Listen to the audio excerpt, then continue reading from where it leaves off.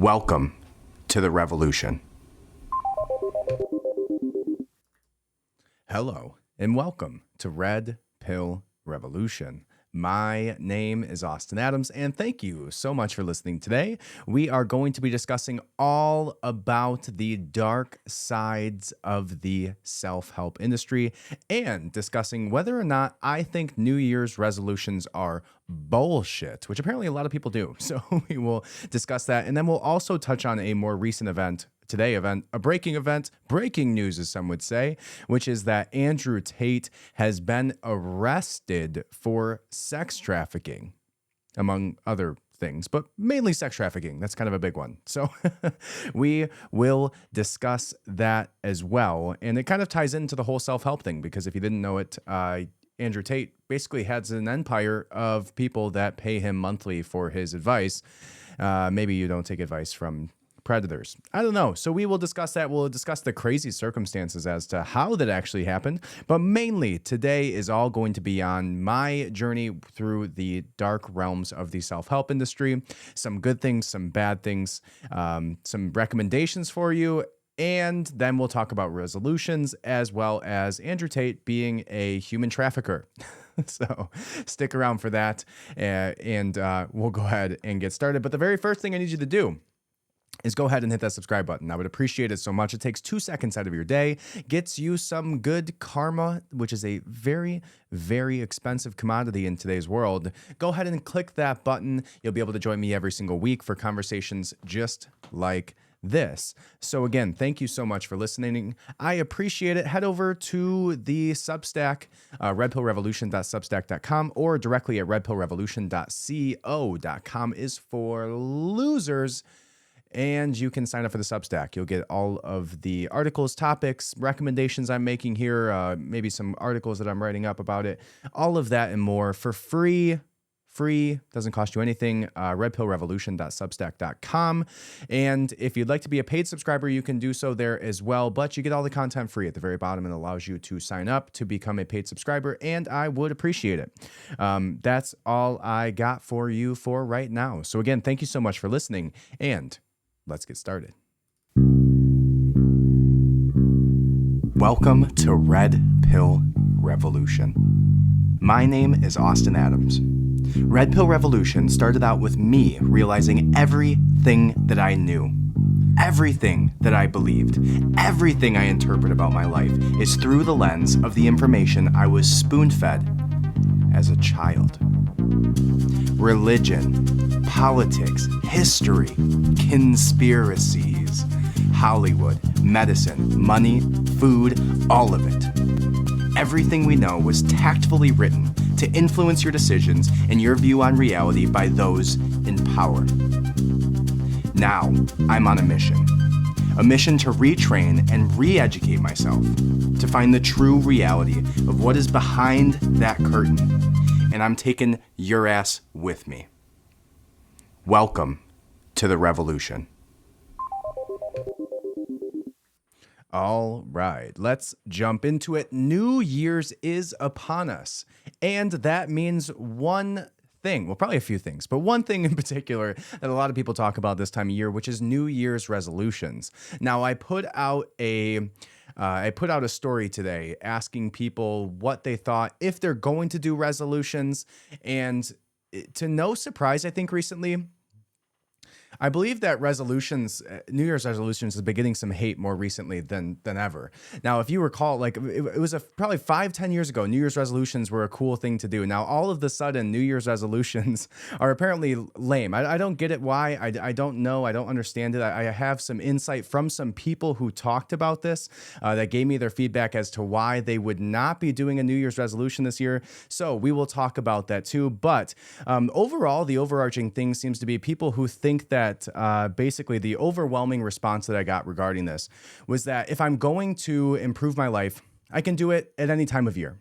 That was the overwhelming response that I got to this story. So I think there's some merit to that, although Although, although I do think that also, I think that everything goes in cycles. I think that there's absolutely a time and place for resolutions. Some people do it on their birthdays. Some people do it on a yearly basis with New Year's, and I think that's okay, right? I think that it's an opportunity for self-awareness, right? If you know anything about meditation, you know anything about mindfulness, it's about finding a way to make a mental note when you can improve on something, whether it's your anger, whether it's frustration, whether it's the habits that you want to create, waking up early, whatever it is.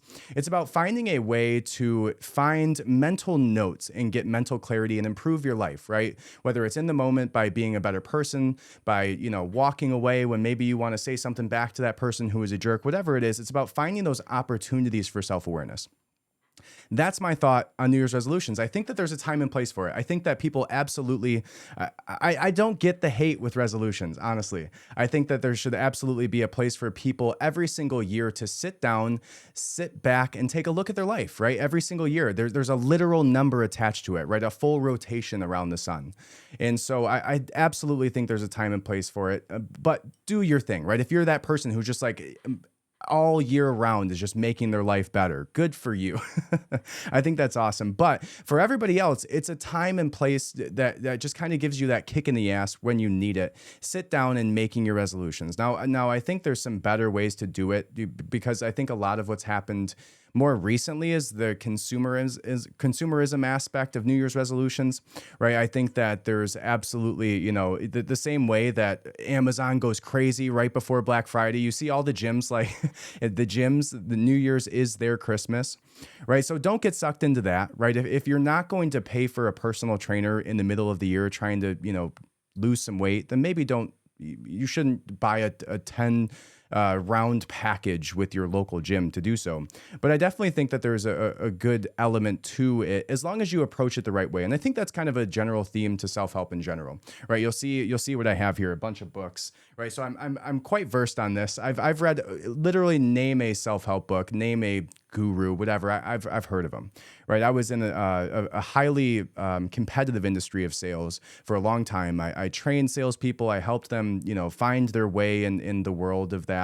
And it almost goes hand in hand. I ran book clubs about self-help stuff. So it's like I have a decent resume when it comes to talking on this. So we'll get into some of my recommendations, some of the things that I would stay away from. But primarily, the overarching theme here is like self-awareness over self-improvement. And I think that self-awareness and learning to be more self-aware allows you to improve overall throughout your entire life. And obviously, the biggest number one thing that people will tell you to do to become more self-aware is to meditate, right? Is to do yoga, to find ways to be mindful in the moment. Because, I've talked about meditation and how it's improved my life in positive ways before. But I'll tell you again, because I think it's worth having a conversation about. For a lot of people, you have this constant stream of negativity in your brain, right? You have this constant stream of self-doubt and imposter syndrome and all of these things that go on inside of your head. There's a constant stream of things. And what meditation and mindfulness allows you to do is actually recognize that. Now, one of the gurus I'll talk about a little bit later is Tim Ferriss. And Tim Ferriss, just with this one little idea, changed my mind and helped me out a lot. And we'll talk about the gurus I think are bullshit in a little bit, because there's definitely some of those out there. But Tim Ferriss talks about the monkey mind.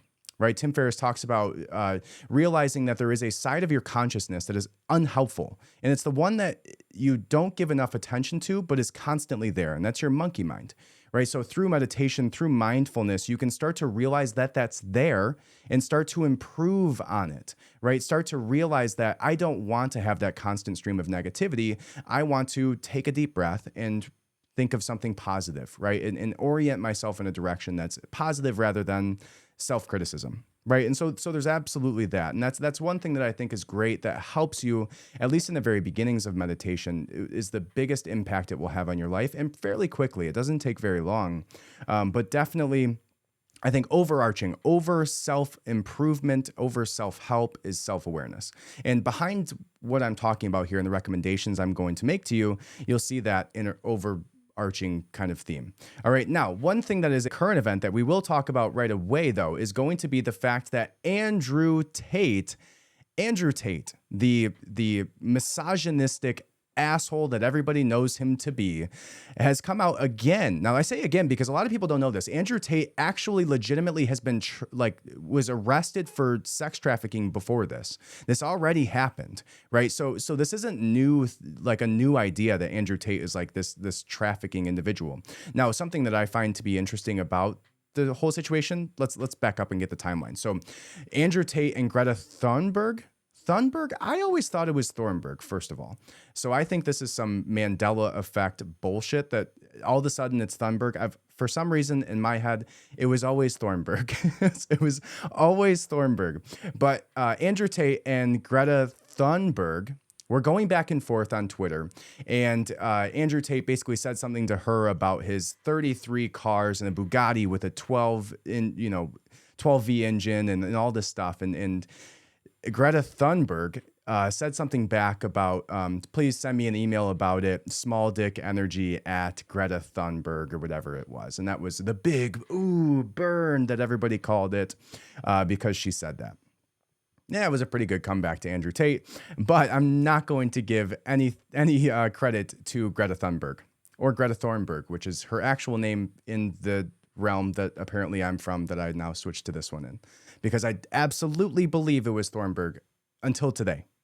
Anyways, so he has been allegedly was being charged for sex trafficking and the rape of 2 women within this year.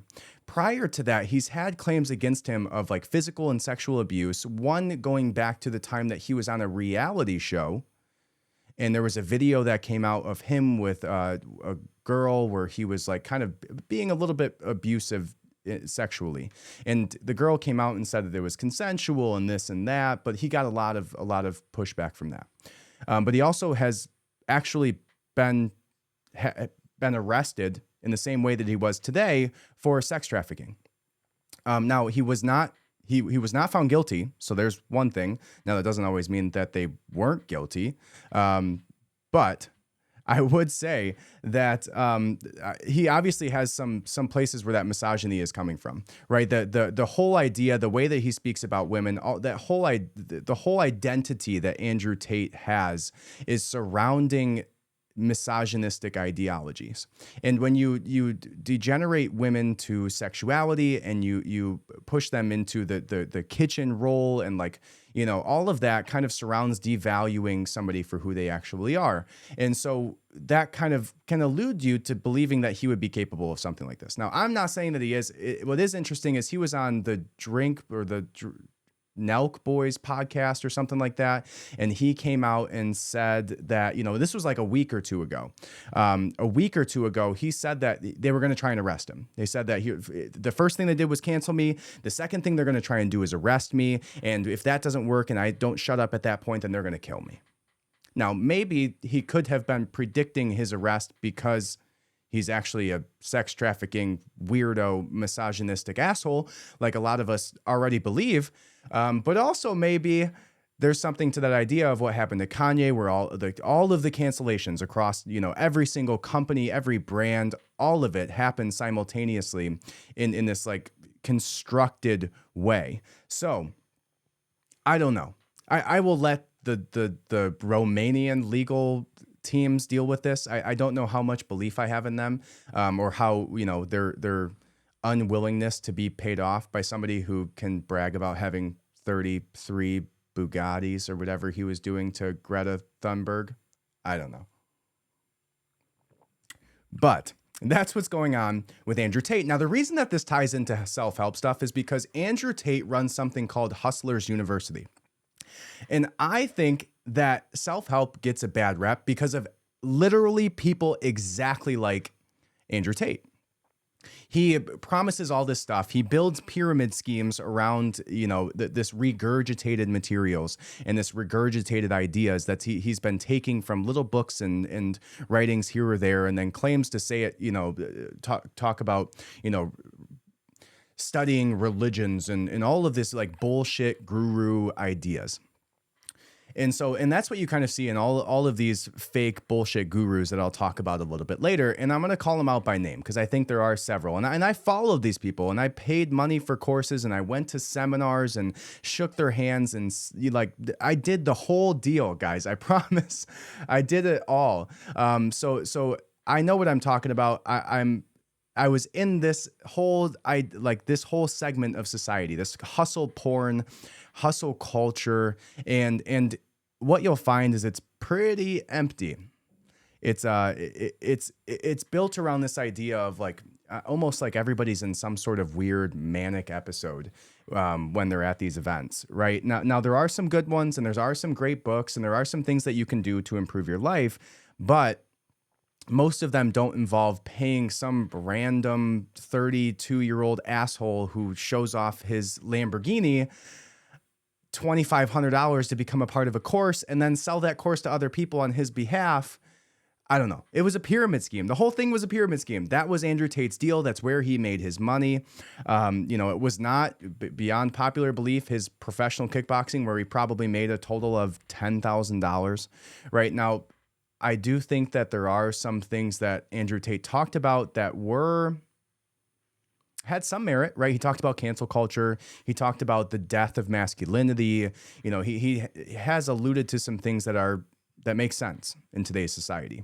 But the overarching theme and the things that stick out, if you have a bunch of clips of you calling women, worthless unless they're in the kitchen cooking you food, or the whole ideas that he had surrounding that, just allude you to believe that maybe there's some merit to this idea of him, degenerating then down to acts of, trafficking and things like that. So, anyways, again, my idea is self-awareness over self-help, and definitely don't pay any random asshole who shows you their Lamborghini.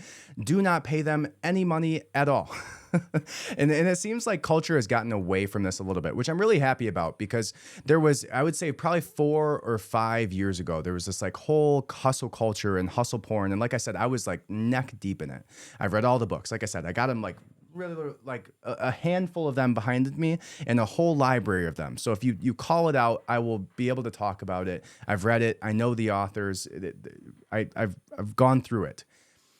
And there are some that I'll call out that I like, and some that I don't specifically like. But I think that the overarching theme is that hustle porn, hustle culture, the Gary V's, the work till you die culture is going away, which is, I think, pretty positive in the way society is kind of shifting, right? I think that there is much more of a look towards things like self-awareness and meditation and mindfulness than there is around like wake up, snort some coffee, and get to the gym at 3 a.m. and then run to the office from the gym and then sit down and work till 2 a.m. the next morning and then take an hour of sleep and then go after it again. Like there was this whole, I would almost a decade, maybe like a half a decade, where the hustle porn, hustle culture, Gary V, that whole idea of how you should act, and it preyed upon people who were willing and able to do the work, but it positioned you in a wrong way, right? You never need to pay $2,500 to have motivation,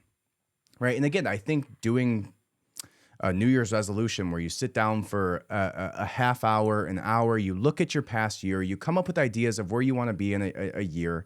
I do think that, visualization when it comes to especially things like sports, right? It's hard to like visualize you should visualize yourself successful, and visualization is important. I think writing down your goals and trying to review your past year is probably more important than predicting your next year.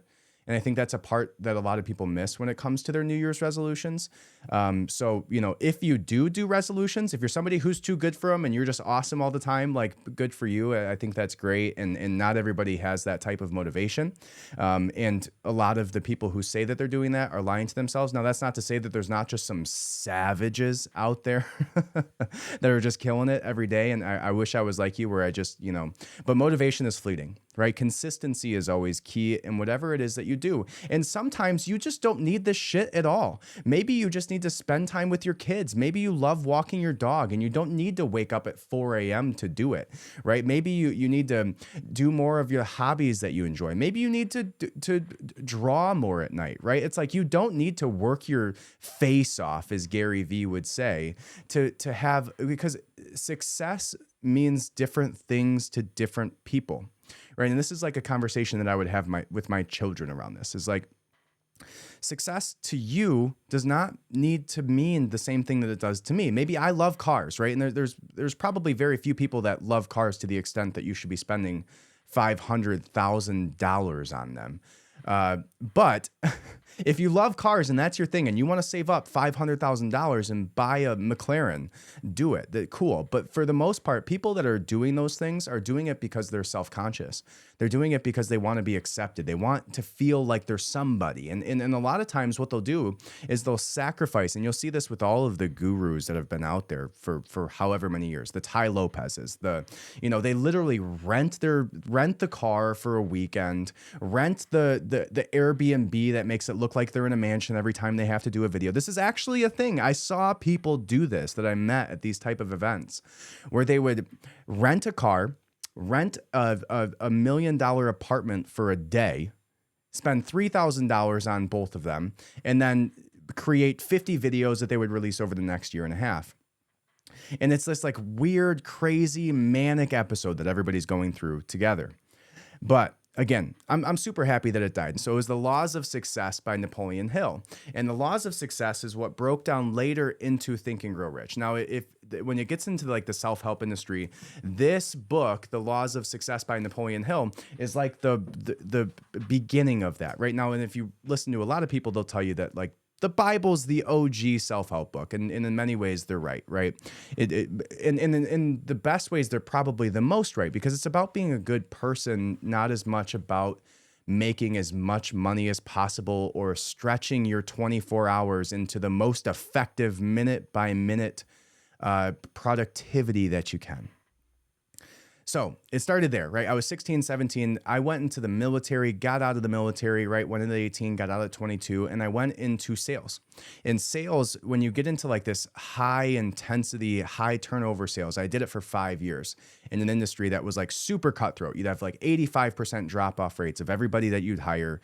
And that was like expected, built into the culture. And so you'd have to motivate these people because it was 100% commission, right? And you'd teach them how to sell. And most people suck at sales, and it's very difficult to teach somebody with the wrong personality how to sell, but you try it anyways.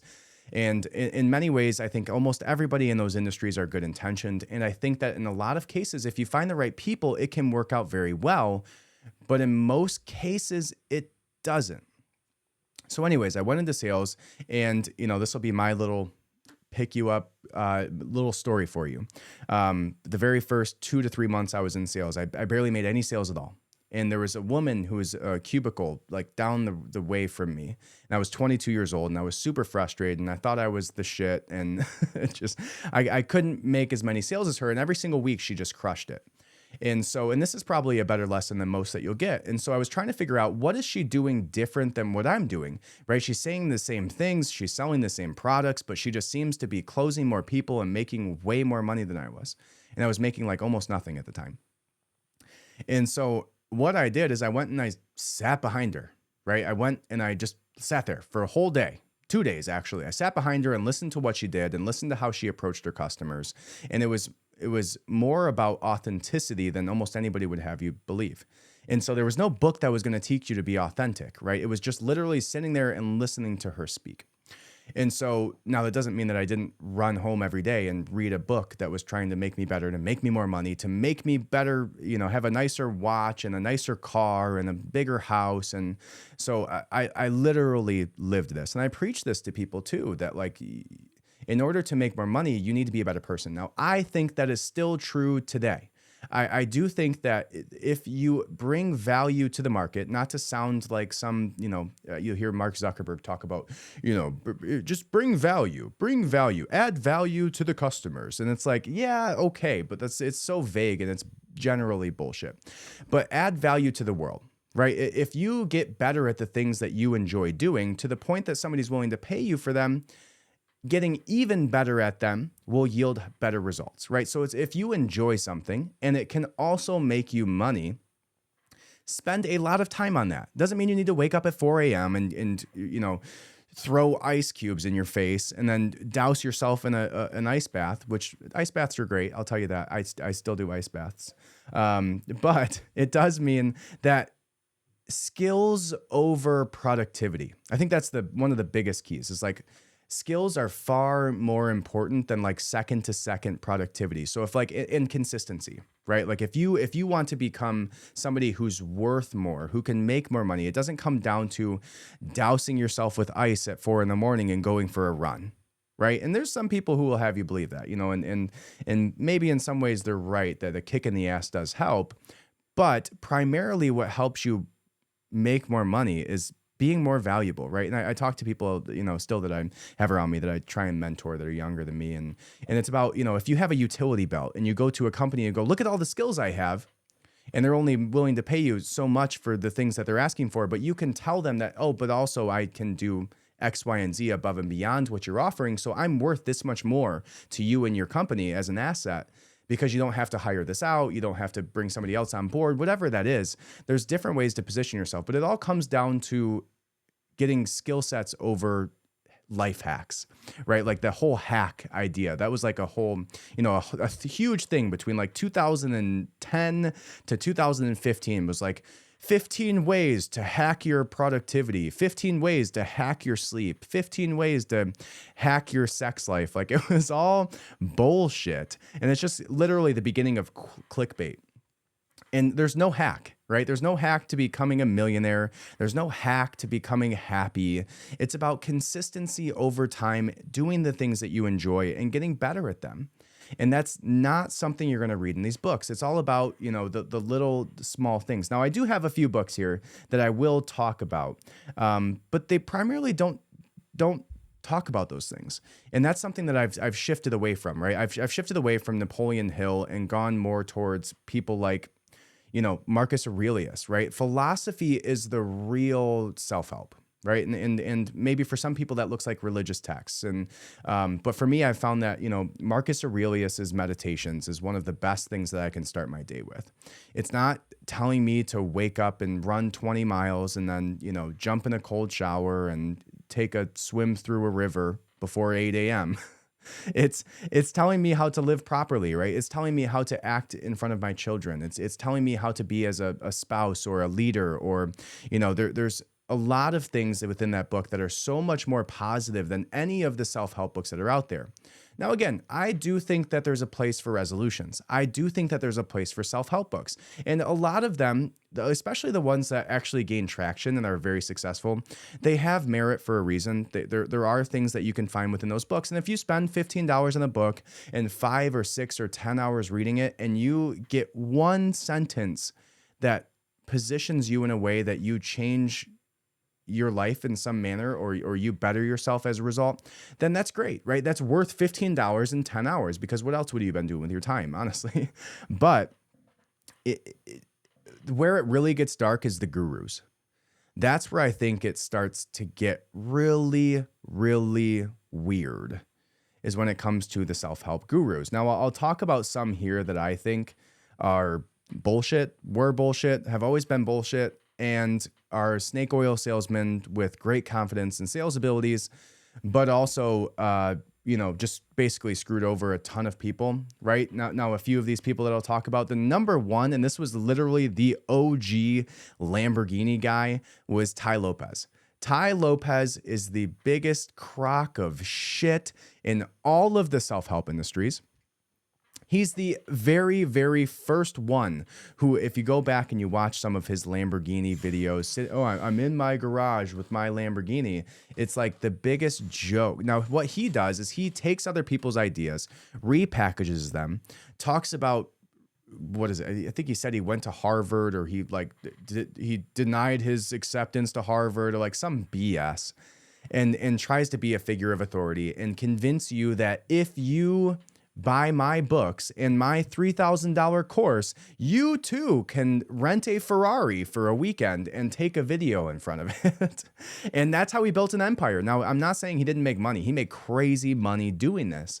But what he was doing was selling a false dream, right? And there are some courses that he had, and I paid for some of them. There was like a Facebook advertising course. There was a digital marketing agency course where there's actually skills being learned, and he would basically just aggregate different specialists across industries into teaching you how to do things correctly, and then repackage them and sell them by taking a video in front of his Lamborghini, which again goes back to never trust anybody who's taking a video in front of a Lamborghini.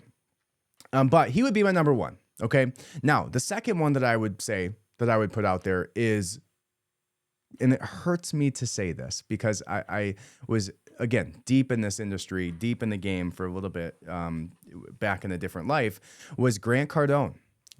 And you'll start to see a theme with all these people. They're like literally caricatures. The Ty Lopez in front of his Lamborghini, the Grant Cardone just hyped up with a $300,000 watch that he's pointing at in front of a jet behind him. Like, if any part of it feels inauthentic or it feels like a caricature, run as fast as you can away from it. But there are good people. Now, one person that I think is kind of like a hybrid between the bullshit in the way that they're presented to a large audience, but when you get down to the thick of it, maybe has some positivity within it, is Gary Vee. Gary Vee was the face of the hustle porn, right? The hustle culture industry.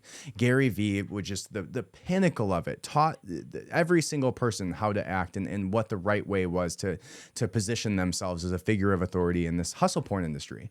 And now, where I think that there's some positivity with Gary Vee is a lot of things that he talked about was gratitude and thankfulness, and some of these things that were interwoven within his hustle porn teachings. But his thing was like, work your face off and go garage sailing on weekends, and you too could be a multi-millionaire just like me.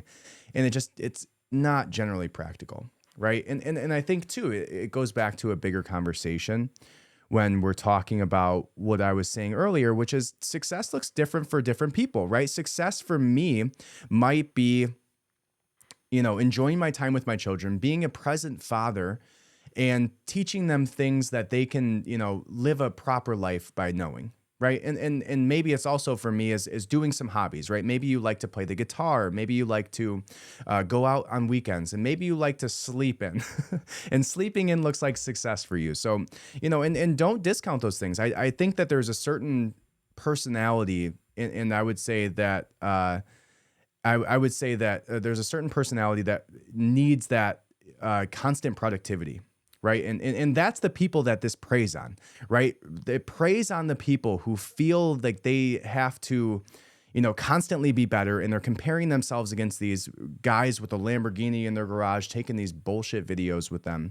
And that's where the dark side of this gets into, is there's a certain percentage of people who need to feel that consistent growth, and they need it to the point where they're willing to sacrifice almost everything else in their life to get it, right? Whether it's their finances when they can't afford these courses, right? And they put it on a credit card, right? Or whether it's, paying for a VIP experience at a, some type of bullshit seminar, right? There's all of these things that are preying on this individual person who feels the need to compare themselves and feel less than, and then pay money to get to a point where they feel like they can, become that guy who's going to have their own course. And there's literally courses of people teaching you how to build a course. It's like, it's the biggest crock of shit industry. And there's a small percentage of people that do it correctly, right? And so I'll give you some of mine that I like and have followed for a very long time, and that I think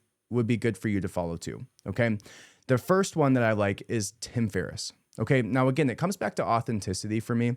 I think that when we're talking about, especially in this industry where people are so vulnerable, where people are generally getting into self-help is because they're in a shitty position, right? They don't like where they're at in life. They're unhappy. They want to be better. They want to be more than who they are. They want to be like that guy over there who has the nice car, right? And they're willing to sacrifice their children, their happiness, their hobbies, their friends, their family to get there.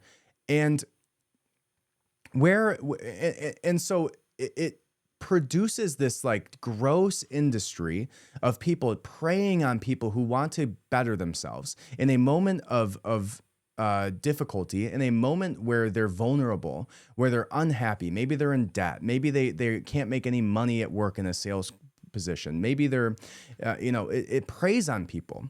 And so you get these cult-like followings, like what we saw with Andrew Tate, right? You see all of these 17 to 23-year-old guys that are paying thousands of dollars to have pay for the course of a man who was trafficking women so that they too can have as many cars as the outlawed trafficker of women.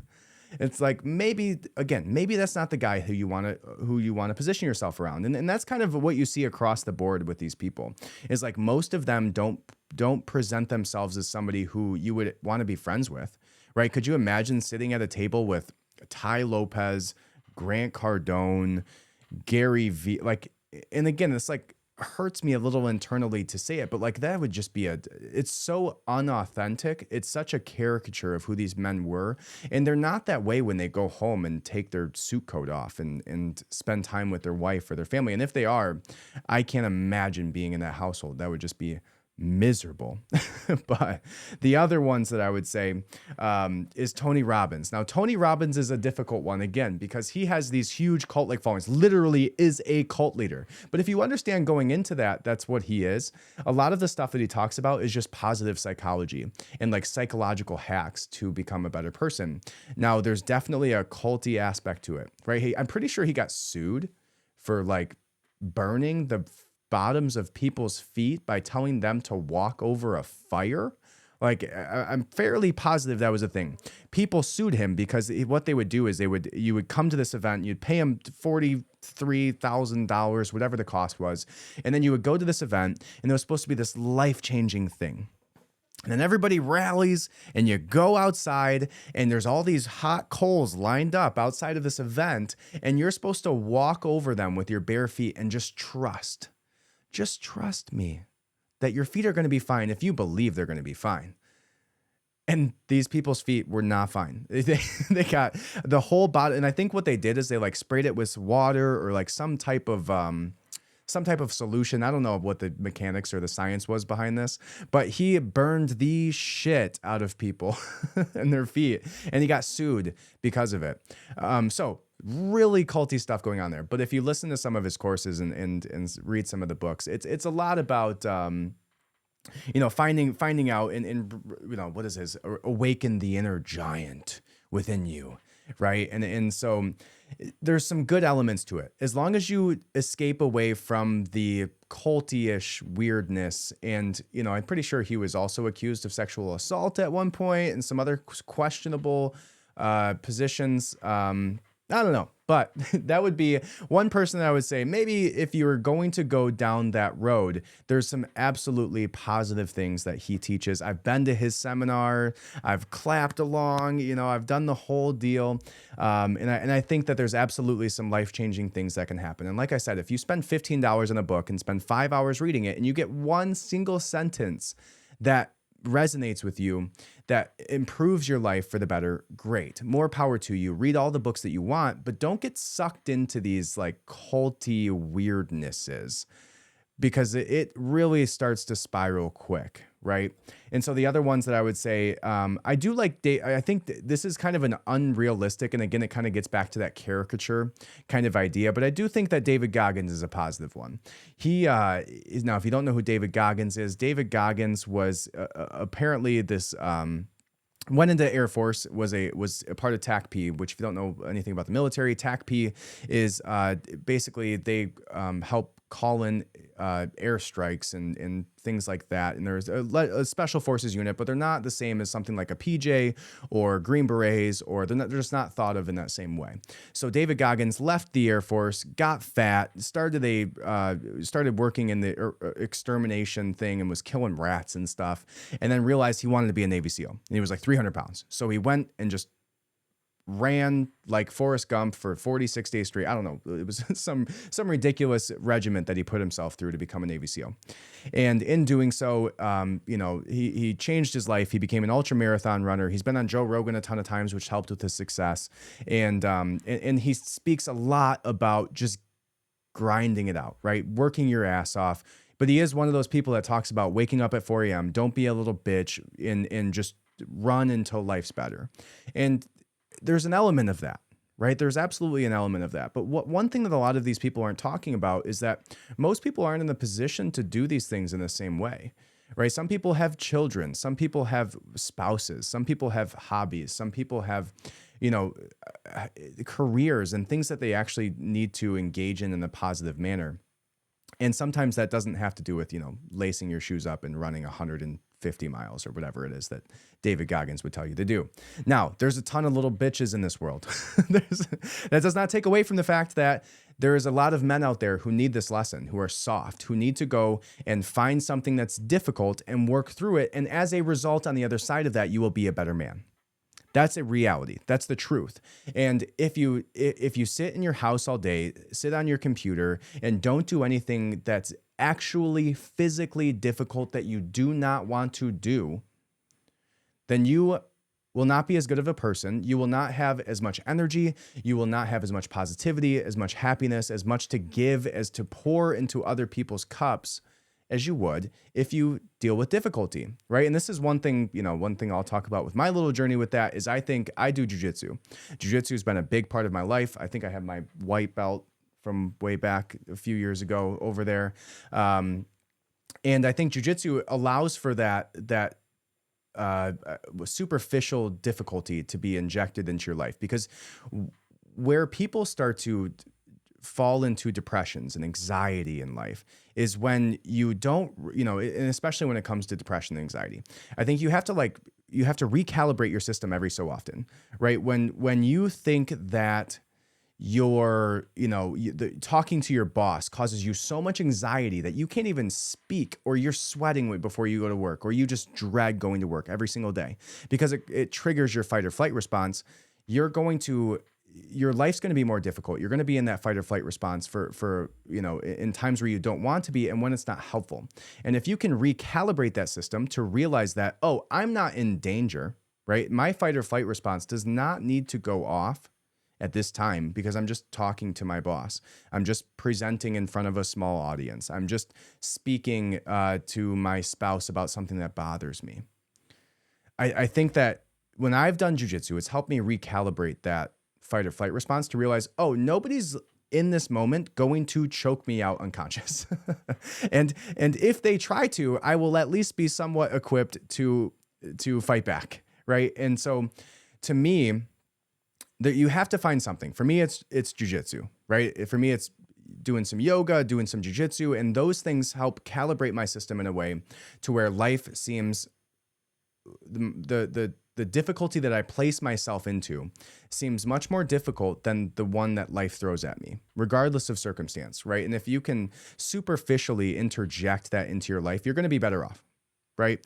And so, I highly doubt you look at somebody like Grant Cardone or Gary Vee and they're actually doing difficult shit. So when you look at somebody who's in these like guru positions, these self-help positions, the first thing that I would tell you to do is look at who they were before they were trying to sell you a book. If all they've done is sold books about how to make money and made money off of selling books, then that's probably not the guy you want to listen to, right? And that's when I go back to things like David Goggins. When I look at David Goggins and I look at his history and the things that he's done and the merit he has as a result of those things, that should be somebody you want to listen to, right? Find the greatest thing about today's world, right? You look back at, all of the, you look back in 150, 200, 500 years ago, mentors were always a really big thing, right? You, especially as a man, right? As a man, you would find an older man who would teach you, and especially in like higher up parts of society and, high income,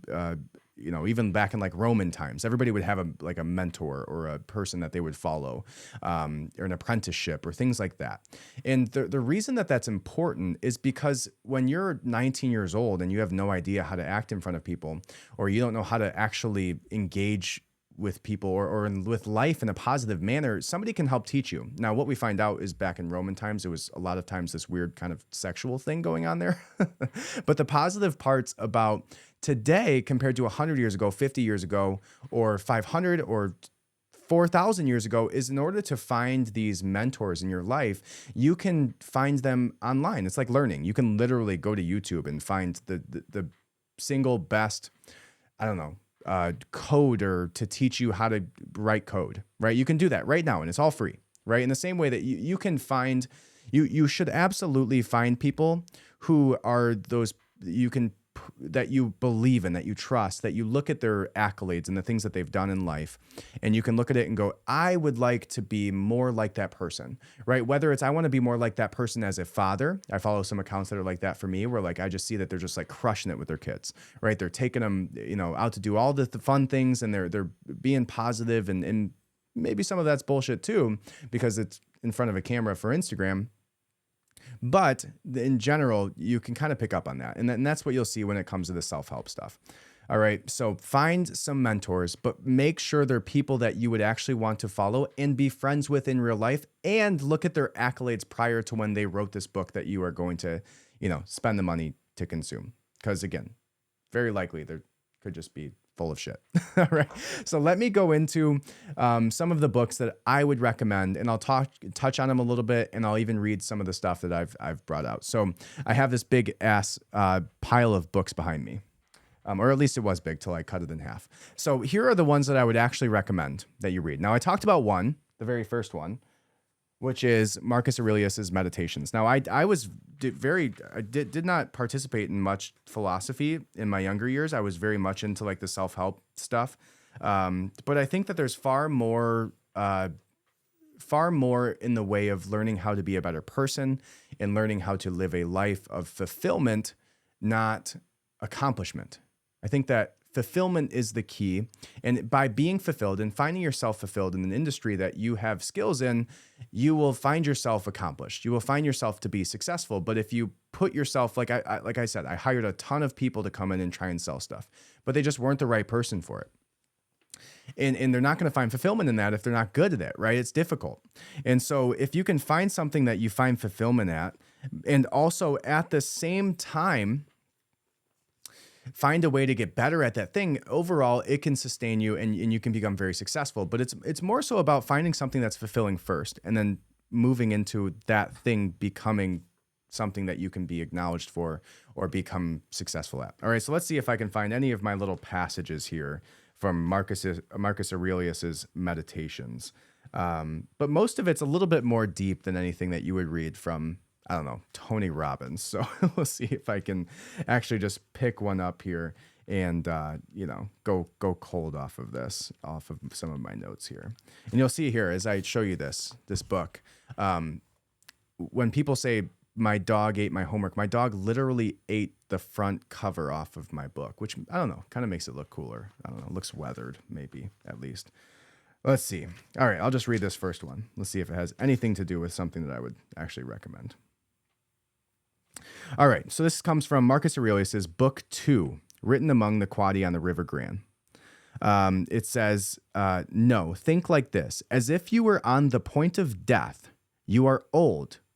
Don't then let this directing mind of yours be enslaved any longer. No more jerking to the strings of selfish impulse. No more disquiet at your present or suspicion of your future fate. Now, I find that to be pretty powerful. Again, I just literally turn to a page. That's deeper, and there's more to look into and dive into personally in that one little thing than you're ever going to find by diving into a Tony Robbins book. Right now, just to kind of put a period on that, what I have here is like, if you did nothing else but just implement that, right? If you did nothing else but learn that, the directing mind, I talked about that monkey mind earlier.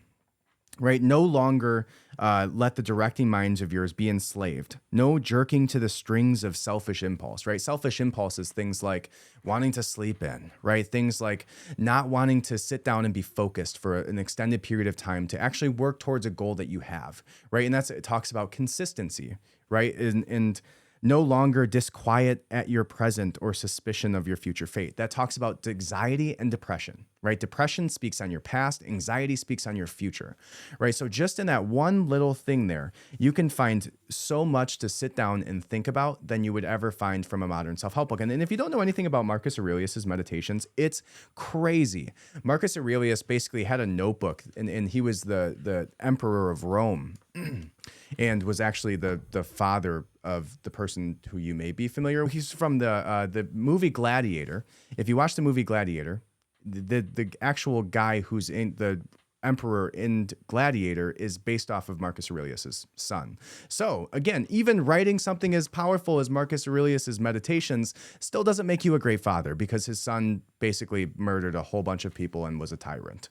So if there's anything to learn about that, I don't know what it is there, but there's some type of lesson there. But Marcus Aurelius took around a notebook everywhere that he walked, and he wrote down just these general one-off little ideas. And he never had the intention of it being published. He never had the intention of it being public to the general public's eye. He was just writing ideas to himself and giving himself clarity through journaling. And that's probably another side note, things that's really positive that can come out of the community is journaling. Journaling's awesome. Highly recommend that you do it. I just have a terrible memory, so, helps to write things down. Let's see if there's anything else. The acts of a man with an eye for precisely what needs to be done, not the glory of its doing, right? There's so many little quick things in here that have such impact if you take the time to actually sit down and read it. Now, this isn't a book that you'll read like through and through, but it is one that you can open in the morning, write down, think about, journal on, whatever that is, right? So that's Marcus Aurelius's meditations. And again, I have much more of a proclivity towards philosophy now than I do on hustle porn. Right? So let's see what else I got. Here's another one. Atomic Habits, right? By James Clear. This is one that I read recently. And again, this is about picking up skills, not about motivation for the moment, right? Realizing that consistency over the long term and developing habits is worth far more than motivation. Motivation is always going to be fleeting, right? Especially if you're somebody who goes in ebbs and flows, or you live in, I don't know, a super cold area where it's snowing outside and you never see the sun. So you go through, seasonal depressive disorders or whatever that's called. There's going to be ebbs and flows to your life. There's going to be shitty things that happen to you, and you're not going to be motivated all the time. But what you can do is you can set yourself up with habits every single day that you do that give you a positive framework to live your life off of. So that's why I like Atomic Habits by James Clear, is it gives you a very concise way to build habits. It goes into the psychology of building positive habits, not about hustle till your dick falls off or whatever the other ones used to talk about. It's more about building skills and realizing that everything that you want to accomplish is done in a very small decision consistently every day, multiple times a day, more than it is getting super excited and snorting a bunch of cocaine off of Ty Lopez's Lamborghini, and then all of a sudden you're a millionaire, which is some people would have you believe, right? And so one of the things that I really like about James Clear's book, and let's see if I have it behind me, is he talks about how to make habits stick and how to get rid of old habits, right? And for some people, when it comes to resolutions, maybe your resolution shouldn't be, I need to run 15 miles. Maybe it's you need to stop buying candy or alcohol or whatever bullshit you're consuming into your body, seed oils, right? Maybe I need to stop killing myself before I decide I need to run 20 miles every day. Maybe that's a good idea. Or maybe you should still drink whiskey. I don't know. Who am I? But a guy who likes whiskey. All right, so James Clear, Atomic Habits, is probably one of my, I would say, top 3 that would say would actually help you build a better future for your life, right? It's not hustle porn. It's not bullshit. It's not disingenuous. It's not something that you're going to pick up and go run 30 miles about. It's going to legitimately make your life better. And it doesn't perpetuate this idea that success comes off of, short-term sprints and bullshit speeches and motivations and paying $3,500 to go buy the next new course for the guru who's now your cult leader, I think. And so James Clear, Atomic Habits is a good one. I would say top 2, honestly. Like this in Marcus Aurelius's meditations are real life tools that will make you a better person, right? A better husband, a better father, a better whatever it is that you want to do. It will make you a better person to be able to do it effectively, not just drive manic episodes in you. I don't know. Let's see what else I got here. The next one, The War of Art. All right, The War of Art is, and this is something that I think was more of a paradigm shift for me, right? And again, I've read all of the hustle porn bullshit. This was a paradigm shift for me, right? When you talk about, I've spoken with my daughter kind of about this concept, but I think it's something I need to speak with more. She's young. I'm not going to tell you her age, but she's young, right?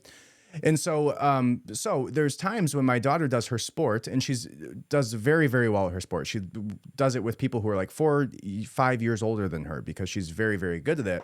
But there's times when she doesn't want to go. And before I read this book, I would get frustrated with her. Like, why don't you want to go? You love your sport. You love doing that. Why would you ever be frustrated that we're got to go out the door and you got to get dressed to go and we have to do these things? Why would you get so frustrated about it? You love to do that thing.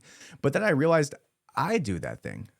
Right? Even when I love doing jujitsu, I love doing my podcast, right? Even, and you'll see it, the last 2.5 weeks, I didn't do my podcast because I was dealing with what the War of Art would call resistance, right? I was dealing with internal bullshit in my life that was causing me to not sit down and do the work when I should do it, even though I love what I do. So it kind of made me have perspective in my life, especially as a parent, to know that even if my daughter doesn't want to go do her sport today, it doesn't mean she doesn't love her sport. It doesn't mean that I should stop paying an exorbitant amount of money so she can do it.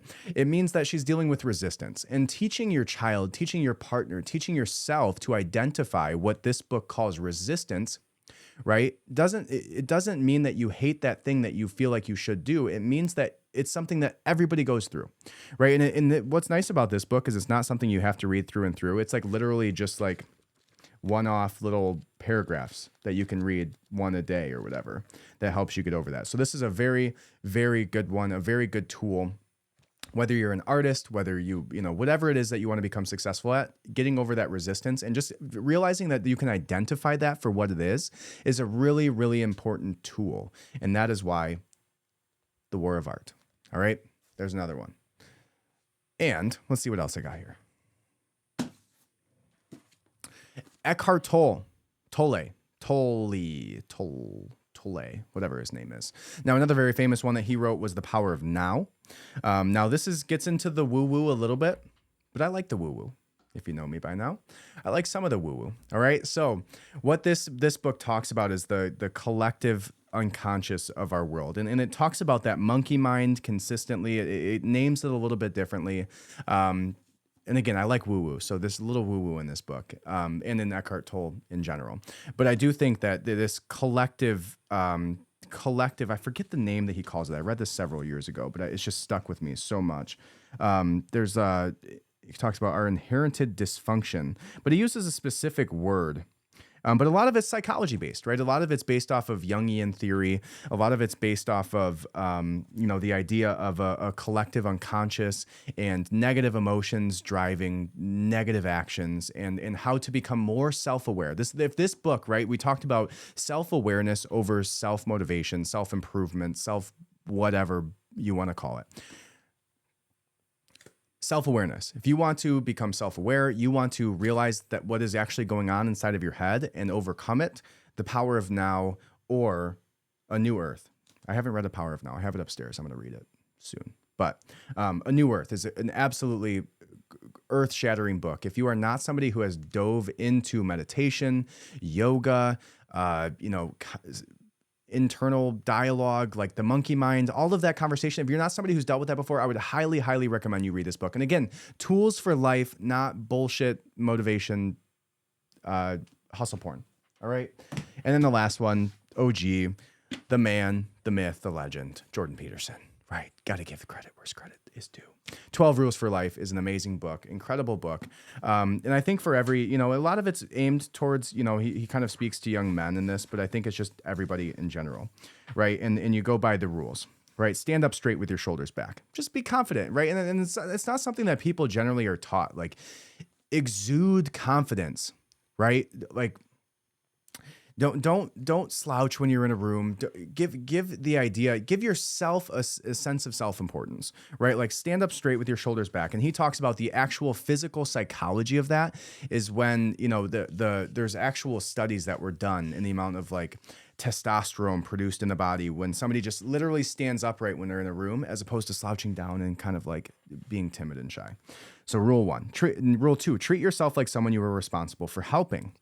Right. And I think that's important because generally you're the last person that you take care of, right? If you're kind of like me, right? You're going to convince 5 of your friends that they should go talk to a doctor or a therapist before you go seek that out yourself, regardless of the circumstances of what you're going through, right? So treating yourself like someone that you're responsible for helping I think that was a big paradigm shift for me in the way of like how not just medically, but emotionally and physically treat yourself as if you were somebody that you were responsible for helping. Make friends with people who want the best for you. Pretty straightforward. Compare yourself to who you were yesterday and not who someone else is today. And I think that talks about everything we've talked about today, right? That comparison, right? Comparing yourself next to Ty Lopez's Lamborghini. And I'm sorry if I brought that up too much today, but it just drives me crazy. Don't compare yourself to other people. You came from a different family, different circumstances, different life, different career, different emotions. I don't know. Maybe you had a bunch of concussions like me. I don't know. You went through your own set of stuff. Don't compare yourself to other people. And the old adage, comparison is the thief of joy, right? There's absolutely something to that. So if you learn to compare yourself to who you were yesterday and set up habits in the way that they're going to actually position you in a positive direction moving towards the future, right? And I think that's a big, an overarching theme to making your life better is delayed gratification in almost every aspect. Delayed gratification. Everything that you do, right? Whether it's money, finances, hobbies, right? And that's something that, again, jujitsu's taught me a ton is like, you can go into karate and be a black belt in 2 years, or you can go in and get your ass kicked for years after years after years. And all of a sudden you're starting to kick people's asses too, but you got to get your ass kicked first. And that's in almost every industry. With every skill that you learn, get your ass kicked and learn to get your ass kicked, right? Because when you do so and you're confident in doing so and confident that it's going to lead to me being a better person, it's going to lead to me being better at this, whether it's doing a podcast, whether it's doing your job, whether it's reading in general, or building habits, right? The idea that you can build the skill of building habits is the best skill that you can ever learn, right? I don't know how I just got on that tangent. Don't let your children do anything that makes you dislike them. Now, that's an interesting one. I think there's been some contradictory theories in parenting world books, kind of. Gabor Mate came on to Tim Ferriss and Joe Rogan. I think on Joe Rogan, he like kind of subtweeted at Jordan Peterson when he talked about this, but on Tim Ferriss, he specifically called out Jordan Peterson for saying this, right? And he talks about kind of how you should, if your child is throwing a temper tantrum or is really upset and acting in a way that wouldn't be publicly acceptable, that you should reprimand them to the point where they don't want to do it again, because you want your children to be likable by adults. You want your children to be likable by other children. So to basically get that out of them.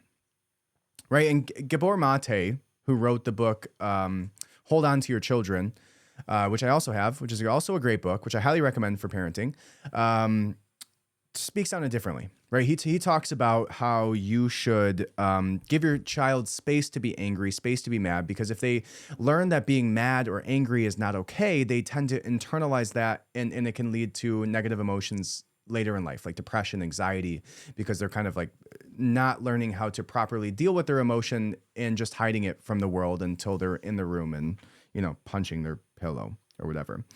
Set your house in perfect order before you criticize the world. I think anybody who has heard of Jordan Peterson has heard his debates on that. Pursue what is meaningful, not what is expedient. Like almost half of these rules talk about the things you shouldn't pursue with these bullshit self-help books, right? So this is a good one. Tell the truth, or at least don't lie. And I can speak on that one for a while. But I think that's a pretty good one. Tell the truth, or at least don't lie. And that's rule number 8. There's 12 rules in this one. And he did another 12 in his second book, which again, I also highly recommend. But tell the truth, or at least don't lie.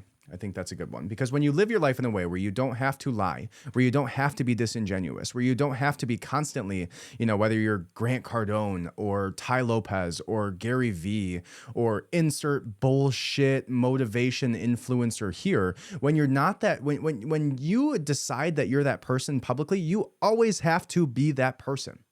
Right? If you're lying to yourself about who you are, and then you go present yourself to the world, the next time somebody comes up and shakes your hand, all of a sudden you got to pop into character, right? And that's one side of it. Now, the other side of it is, if you live your life in a way where you don't have to lie, everything becomes easier, because that anxiety level in your life obviously just goes down, goes away.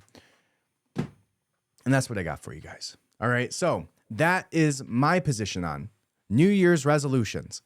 Andrew Tate being a sex trafficking weirdo, misogynist asshole, and who you should listen to, who is bullshit, and what you should read and what you shouldn't. All right, so let me know what you think. Head over to redpillrevolution.co.com is for losers, and sign up for the Substack. You'll get all of the articles, all of the videos, all of the clips, everything. You'll get it. redpillrevolution.co, and I would appreciate it. Thank you guys for listening today. I did do a live on Instagram, considering doing this again. I don't know. It's kind of fun. I don't know if it'll let me read your guys' comments once we're done here, but maybe I'll stick with me. I'll stick on here and talk with you guys in a minute. But join me on Instagram at redpillrevolt or at the Austin J. Adams, which is my backup account, which seems to be getting to a lot more people than my main account. Who can guess why? All right. Again, thank you guys so much. I appreciate you so much. Hit that subscribe button, leave a 5-star review, and I love you. Welcome to the revolution.